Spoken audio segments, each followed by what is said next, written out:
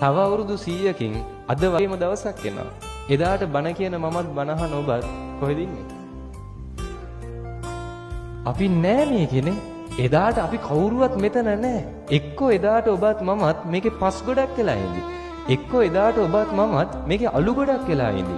මැරිලා ගියන් පස්සේ ওই ජීවත් වෙලා ඉන්න කාලේ අපි රණ්ඩු වෙනවා, ඔට්ටු වෙනවා, දේවල් තමන්ගේ කරගන්න දුක් වෙනවා, ඉඩම් ටික පරිස්සම් කරගන්න රණ්ඩු වෙනවා, රණ්ඩු වෙවි කියනවා මේ ඉඩම පරිස්සම් කරගන්න මහන්සි වෙන්නේ මම වෙනුවෙන් මගේ ඊළඟ පරම්පරාවට. කොච්චර කැප වුණත් කොච්චර මහන්සි වුණත් මතක තියාගන්න මැරිලා ගිහිල්ලා උපරිම අවුරුද්දයි. හරිද? අවුරුදු 100කින් කිසිම කතාවක් ඔබ ගැන මම ගැන නැති වෙයි මේකේ. ඔබ මැරිච්ච දවසට මේ මිනිස්සු ළඟම ඉන්න පිරිස දවසේ වැළපෙයි. හැබැයි දෙවෙනි දවසේ අඬනවද පළවෙනි දවසේ තරම්? නෑ. තුන්වෙනි දවසේ දෙවෙනි දවසේ තරම් අඬන්නේ නෑ. 7 දවස් එනකන් අඬ වැළපි ඉඳි. හැබැයි ඊට පස්සේ 7 දවසේ පින්කම කරන් පස්සේ ඉඳලා හිටලා අඬයි වැළපෙයි. නේ හැබැයි ඒ හැටි එකක් නෑ. 3 මාසේ යනකන් සමහර විට අඬ ඉඳි කොච්චරම ළඟ බැඳීමක් තිබුණා. වැළපි ඉඳි 3 මාසේ දානෙත් දෙයි. ඊට පස්සේ විටින් විට මතක් වුණොත් අඬයි වැළපේ. අවුරුද්දේ දානේ දුන්නම් පස්සේ අවුරුද්දේ පින්කම කරන් පස්සේ අවුරුද්දක් යද්දී ඔබ ගැන මම ගැන මේකේ කතා කරන්න කෙනෙක් නැති වෙයි. එදාට අවුරුද්දේ පින්කම කරાવી සමහර විට. උපරිම උතනින් නවතී. එදායින් පස්සේ මතක තියාගන්න ඔබ මැරිලා අවුරුද්දකින් පස්සේ උපරිම ගෙදර කබඩ් එක උඩ ෆොටෝ එකක් විදිහට ඔබ ඉඳීවි. ඒ පින්තූරේට මල් මාලයක් තියේවි. ඒ මල් මාලේ පරවෙලා යන දවස වෙනකන් තියේවි. ඔය පින්තූරේට වදින දූවිලි ටිකක් පිහදාන්න කෙනෙක් නැහැ. මේ ජීවිත කාලේ මිනිස් වෙනුවෙන් රණ්ඩු වෙච්ච ඔබට, ජීවිත කාලේ තමන්ගේ කරගන්න දේවල් පොඩි බැඳගත් ඔබට ඔබේ පින්තූරේ දූවිලි ටික යවන්න කෙනෙක් නැහැ.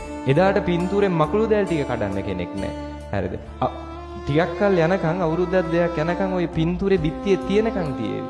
ඒ පින්තූරේ කුඩු වෙච්ච දවසට ඕක ගෙදරින් අයින් කරනවා. ඒ පින්තූරේ කුඩු වෙච්ච දවසට ආයි පින්තූරයක් ගෙනෙයිද? නෑ. එතනින් ඉවරයි. ඔබ ගැන මම ගැන මේකේ කතා කරන්න කෙනෙක් නෑ. ඔබ මම කියලා කෙනෙක් හිටියද කියලාත් ඔබ දන්නේ නෑ. මට මේ ප්‍රශ්නෙට උත්තරයක් දෙන්න. අම්මගේ නම දන්නවනේ. ඔයත්තන්ගේ අම්මගේ නම? ඒ අම්මගේ නම දන්නවද? ඒ කියන්නේ ආච්චි. ආච්චිගේ නම දන්නවද? තමන්ගේ ආච්චිගේ නම දන්නවද? ඒ ආච්චිගේ අම්මගේ නම දන්නවද? කියන්නේ පරම්පරා තුන අම්මගේ නම සමහර විට අපි බහුතරයක් දන්නවා. ඒ අම්මගේ ආච්චිගේ නම සමහර පිරිසක් දන්නවා. ඒ ආච්චිගේ අම්මගේ නම දන්නේ නැහැ. උපරිම ඔබේ මගේ නම මතක පරම්පරා තුනයි. උපරිම පරම්පරා දෙකයි. තුන්වෙනි පරම්පරාවට ඔබේ මගේ නමවත් මතක නැහැ. ඇයි එහෙනම් අපි මේකේ රණ්ඩු වෙන්නේ? ඇයි අපි මේකේ ඔට්ටු වෙන්නේ? මොනව පරිස්සම් කරගන්නද?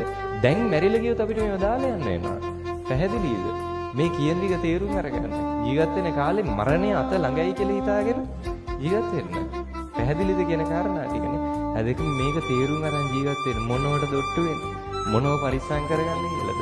මෙතනින් දාලා යනවා. මැරිච්ච දවසෙන් පස්සේ සංසාරයෙන් අපි අයින් වෙලා නැහැ. නේ?